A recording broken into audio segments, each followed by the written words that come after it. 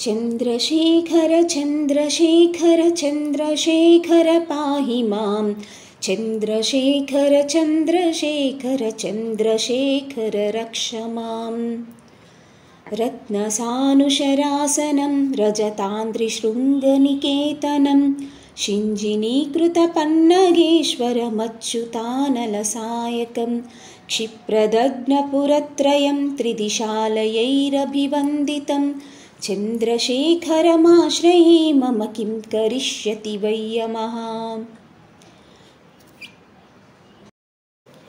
पञ्चपादपपुष्पगन्धपदाम्बुजद्वयशोभितं पाललोचनजातपावकदग्धमन्मदविग्रहं भस्मदिग्धकलेभरं भवनाशनं भवमव्ययं चन्द्रशेखरमाश्रये मम किं करिष्यति वै यमः। मत्तवारणमुख्यचर्मकृतोत्तरीयमनोहरं पङ्कजासनपद्मलोचनपूजिताङ्घ्रिसरोरुहं देवसिन्धुतरङ्गशीकरसिक्तशुभ्रजटाधरं चन्द्रशेखरमाश्रये मम किं करिष्यति वै यमः।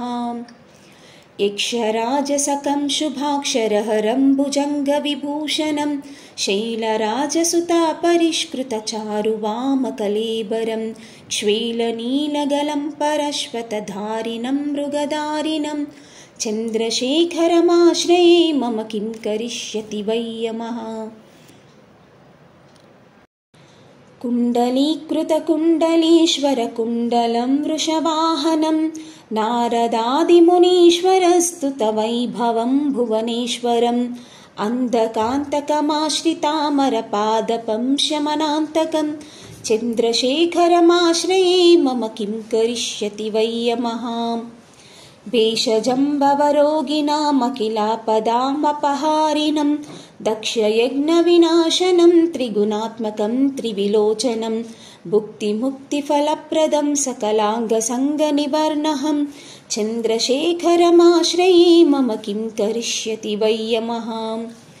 भक्तवत्सलमर्चितं निधिमक्षयं हरिदम्बरं सर्वभूतपतिं परात्परमप्रमेयमनुत्तमं सोमवारुणभूहुताशन सोमपानिखिलाकृतं चन्द्रशेखरमाश्रये मम किं करिष्यति वै यमः।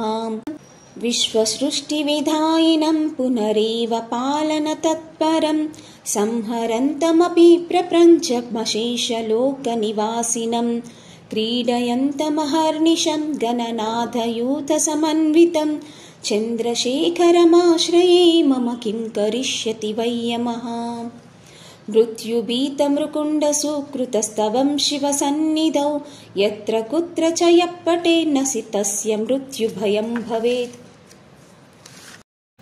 पूर्णमायुरारोग्यतामखिलार्थसम्पदमादरं चन्द्रशेखर एव तस्य ददाति मुक्तिमयत्नतः।